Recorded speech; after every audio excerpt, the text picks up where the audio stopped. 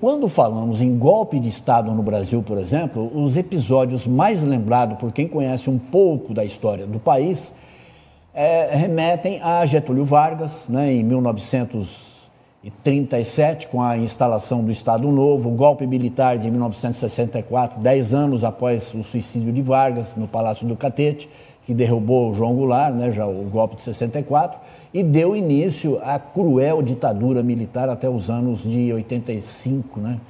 Exatamente isso. Mas o histórico que tem de tentativas e de golpes no Brasil vai muito além disso. Sobre o assunto, nós vamos conversar com o professor historiador José Antônio Lages, meu amigo Lages, que está aqui conosco. Lages, prazer te receber. Prazer todo meu, mais uma vez aqui no TH+, não é isso? É o TH+. Pois é, ué. Estúdio Estamos TH+. aí para falar um pouquinho de história. Então, mas é bom falar de história, sim, mas o duro é a motivação que nos traz aqui. Né? Pois é. Uma nova tentativa, né, de golpe, né? Como se esse país fosse uma republiqueta de bananas. Exato. Não é. Né? Exatamente. Se foi um dia, a gente já nem se lembra mais. E a história está aí para nos ensinar. Eu acho que a gente tem que tirar sempre lições da história. Né? Lógico. E essa lição que a gente está tirando agora, primeira vez que um ex-presidente da República, e não só ele, militares de alta patente, lideranças políticas... falando de generais. Generais, e ex-ministros de Estado, né, do Banco dos Réus, né, é realmente uma coisa inédita na história do Brasil. Kevenato, ontem, né, me preparando para estar aqui com você hoje, me fez lembrar um filme que fez muito sucesso lá nos anos 90, o Z. O Z, de Costa Gravas, se lembra? Opa! Olha, a imagem foi a mesma, os generais do Banco dos Réus. Retrata um pedaço da ditadura chilena, sim, né? E tem uma sala de tortura, se você prestar atenção, lá no fundo tem uma bandeira do Brasil pendurada. Sim, exatamente. Foi icônico esse filme, inclusive para nós aqui no Brasil. Opa! Me fez lembrar muito esse filme. E ele denunciou nessa época, com esse gesto, né, de colocar a bandeira do Brasil, uma pessoa sendo torturada, que o Brasil estava exportando métodos de tortura para toda a América. E havia todo um concerto entre as ditaduras, Chile, Argentina, Brasil, né?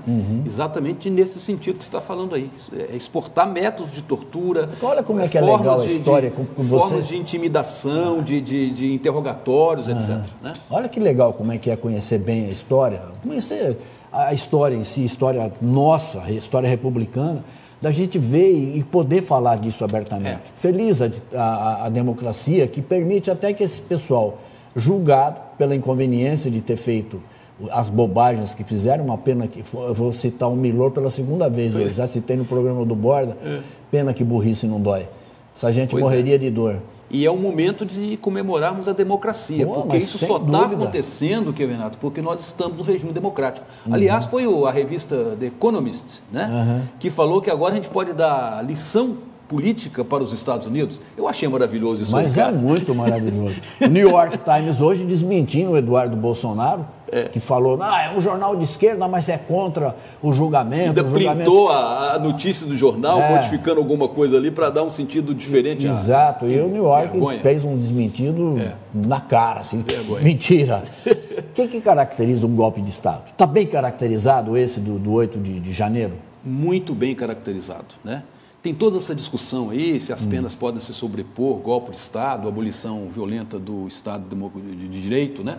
Mas, de qualquer forma, golpe de Estado é quando você afronta o ordenamento jurídico do país com vistas à tomada de poder pela violência, destituindo o governo vigente, legítimo, ou impedindo a sua posse, como aconteceu, por exemplo, na época do JK, né? Houve várias tentativas de golpe durante aquele período.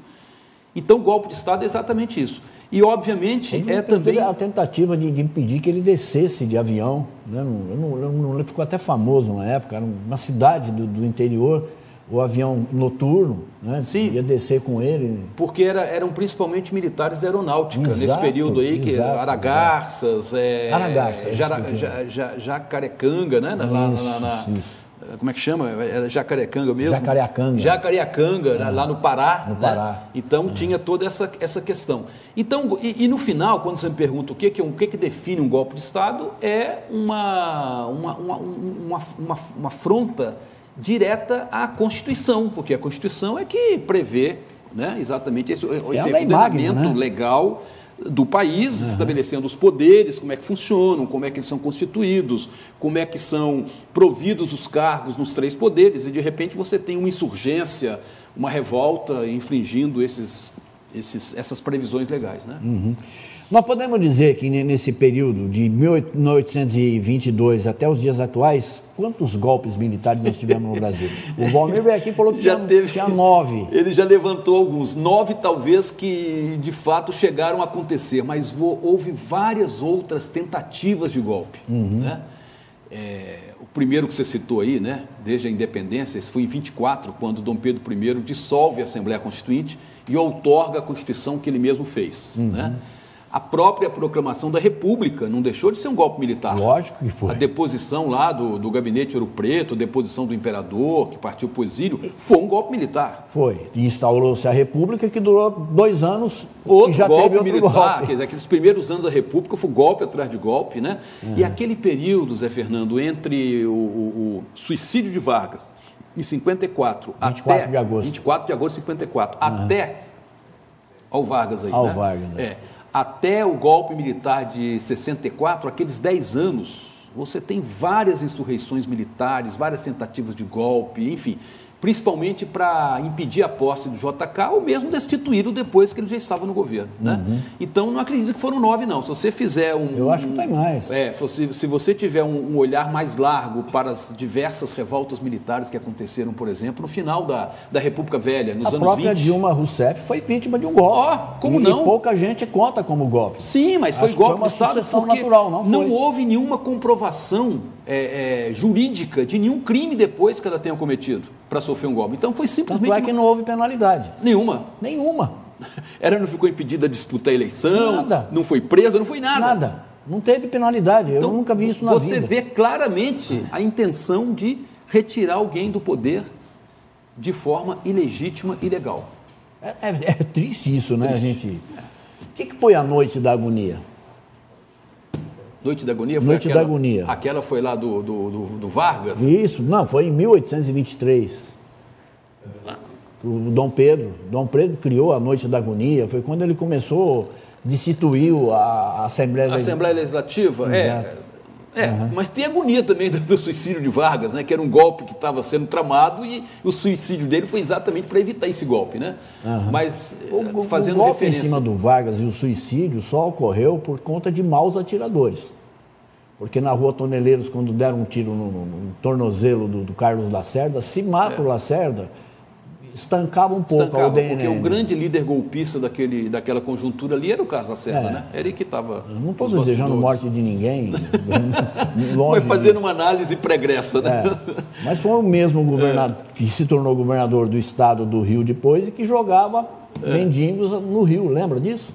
Exatamente. Jogava das pontes dos rios, coisa e tal, né? E como é que o Brasil sobrevive a tantas e inúmeras tentativas de golpe? Interessante, Zé Fernando, que boa parte, né, desses movimentos golpistas aí pretéritos, eles terminaram com anistia, né?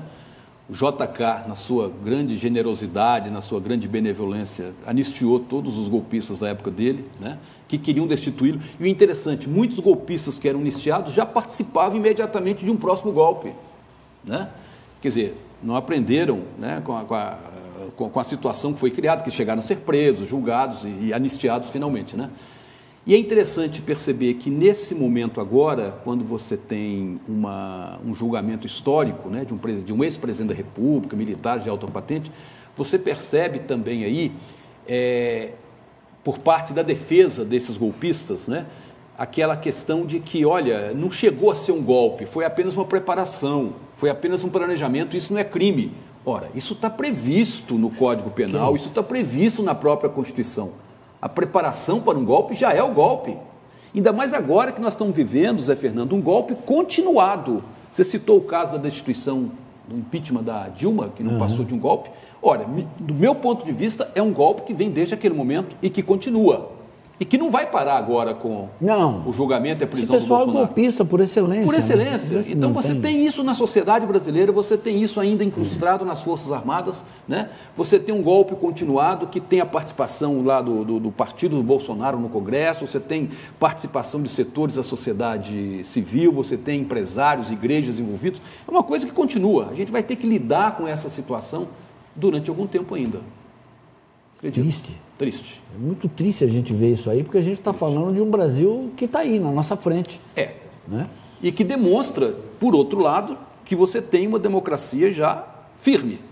Porque está resistindo, está enfrentando e está botando os golpistas aí na cadeia. O que aconteceu entre 2022 até o 8 de janeiro? Você já disse que caracterizou um golpe de Estado. Né? Não tem desculpa para isso, não tem meio termo, não tem... 2022... Essas já são cenas de vandalismo dentro do Congresso, ali na Praça dos Três Poderes, olha o que fizeram aí com... isso foi 8 de janeiro. Foi 8 de janeiro, no Congresso. Essa quebradeira toda, né? Esse aí foi a bucha de canhão dos golpistas, porque, na verdade, esses são golpistas também, claro, deterioraram o patrimônio tombado, né? Enfim... Tem toda uma série de crimes pelos quais estão sendo julgados e condenados. Mas, na verdade, eles estavam cumprindo um script, né, que só agora está sendo encarado pela justiça, que são as lideranças, os planejadores. Coragem, independência, o judiciário que é o próprio o ex-presidente da República, os seus ex-ministros, chefes militares, etc. Né? Mas foi bucha de canhão. Agora ficam falando de anistia aí, Bolsonaro. Não é para esse pessoal que estão querendo anistia, viu? Não estão nem aí com eles, cara. Não. Esse pessoal já foi chamado de maluco pelo próprio presidente. Você lembrou bem. Não foi São isso? São todos malucos. Um bando de maluco. Então, ok, um bando de maluco, né? Então, nem aí para esse pessoal. Se apodrecer na cadeia, tudo bem para eles. Eles querem anistiar o próprio Bolsonaro e a tropa dele. É a manutenção do poder pelo poder. Pelo poder. Não tem outra forma de dizer. O que tem que acontecer para o Brasil realmente se encantar com a democracia? Porque tem muita gente que ainda abusa da democracia para defender exatamente o inverso do inverso. Você não vê o recurso diário da chamada liberdade de expressão para as pessoas falarem mentira, fake news, divulgarem desinformação, enfim, divulgarem toda sorte de informações que não têm a intenção de esclarecer as pessoas, mas pelo contrário, de confundir, de provocar o caos, de provocar a confusão. É isso. Quer dizer, é usar os instrumentos da democracia para destruir a própria democracia. É isso que a gente vem observando aí de uns tempos para cá, né? A democracia é tão bonita e tão boa que ela permite que você abuse dela. Agora, o que você não pode é abusar de forma insistente e não reconhecer que você abusou. Exatamente. Nós já tivemos divergência. Sim. Eu e você. E estamos aqui hoje... Ficamos um tempo sem nos falar, coisa e tal... De repente nós vimos que era uma tremenda de uma bobagem. Dos dois. Dos dois, erramos, errei. Estamos aqui hoje debatendo uma coisa em função até do interesse público. Do interesse público, é assim que funciona. A democracia é isso. Ô Zé, e mesmo do ponto de vista ideológico, veja só, na democracia você sempre teve no Brasil forças mais conservadoras, forças mais progressistas, você teve direita, você teve esquerda, mas você não tinha isso que você está vendo hoje, cara. Não tinha isso. Essa baderna, irresponsabilidade, mau caratismo. O ódio como instrumento de propaganda política. Não tinha isso. Né? Então, é contra essa situação que a gente se revolta, fica indignado hoje. Né? Mas eu lembro, na época que tinha, por exemplo, os dois partidos aí, PT, PSDB, né? O Fernando Henrique, um intelectual, um sociólogo na presidência, né? E tinha esquerda que era contra ele, não chegava a esse nível de deteriorização da política, né, Zé?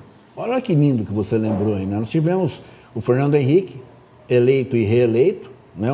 Talvez hoje, né, vivo, seja um dos maiores, né, sociólogos da América Latina, sem dúvida nenhuma, tem sua importância, não tem a menor dúvida. E na sequência elegemos um operário de chão de fábrica. Sim. E reelegemos depois. Depois elegemos a terceira vez. Depois pela terceira vez. Isso dentro do sistema democrático. Exato. Porque democracia é aquele jogo em que todos os jogadores concordam com as regras. A democracia é isso. Agora, quando você não concorda com a regra, quando você começa a levantar suspeitas sobre a eleição, sobre o sistema eleitoral, sobre o Tribunal Superior Eleitoral, enfim, cria toda uma celeuma, toda uma desconfiança exatamente para justificar um golpe de Estado, uma abolição do Estado democrático de direito. Aí é diferente, né, Zé? Em 64, no golpe militar, houve uma interferência clara dos Estados Unidos, né? O Lincoln Gordon, que era o embaixador aqui, mandava, ele criava leis, descriava, mandava... Porta-aviões americanos ficaram aqui nas nossas costas. Exatamente, exatamente. Hoje, o Trump tenta, através de chantagens baratas, chantagens miúdas. Há alguma chance dele interferir nessa decisão da justiça ou não? Do meu ponto de vista, nenhuma. Também acho. A gente pode até esperar novas sanções, novas decisões lá do presidente dos Estados Unidos, o Trump, em relação ao Brasil, né? Principalmente em relação ao Supremo Tribunal, estender aquela lei, como é que chama? Magnitsky? Magnitsky. Para outros ministros do Supremo, que até agora ele pegou o Alexandre de Moraes, né? É previsível isso aí. Agora, que isso vai interferir no julgamento que está começando agora, hoje, nesse instante, em Brasília, nenhuma interferência. Quem quiser comprar meu visto americano, eu dou de graça. Eu sempre falo, olha, não conheço os Estados Unidos, já fui em Europa, já fui em vários países aí da América Latina. Uma vez. Nos Estados Unidos nunca fui. Fui uma vez, adorei, gostei muito. Fui em Nova York, fui em Washington, talvez mais 2 ou 3 cidades. Bom, foi rápido, 18 dias, 20 dias. Achei maravilhoso, gostei muito do que vi, coisa e tal, mas... Admiro e tal, mas também não me faz a cabeça. Tem outras coisas que me fazem mais a cabeça. Não. Usar para coisas melhores. O Brasil sai maior do que entrou nessa... Sai. O Brasil sai muito maior do que entrou em toda essa discussão aí do golpe, né? De 22 para cá, né? E, como eu disse, tem suas raízes até anteriores a isso, do meu ponto de vista. Já veio de antes, né? Destituição da Dilma, etc. Sai maior do que entrou, Zé Fernando, porque o Brasil está dando uma lição para o mundo de democracia. Aliás, o mundo inteiro está de olho aqui no que está acontecendo hoje, esse julgamento histórico, né? E, na verdade, você tem esse julgamento como uma demonstração de consolidação do nosso sistema democrático, que não é perfeito, não é talvez o ideal. Longe da perfeição, né? Mas é uma coisa em construção ainda, mas o que nós já caminhamos até agora, desde a redemocratização, é prova inconteste de que a nossa democracia é para valer. Então não vamos brincar com ela não, porque quem brincar com ela vai ter que pagar caro. Com certeza. Flávio, obrigado pela sua presença. Eu que agradeço, meu querido. Sempre muito clara e lúcida. Obrigado. Obrigadão.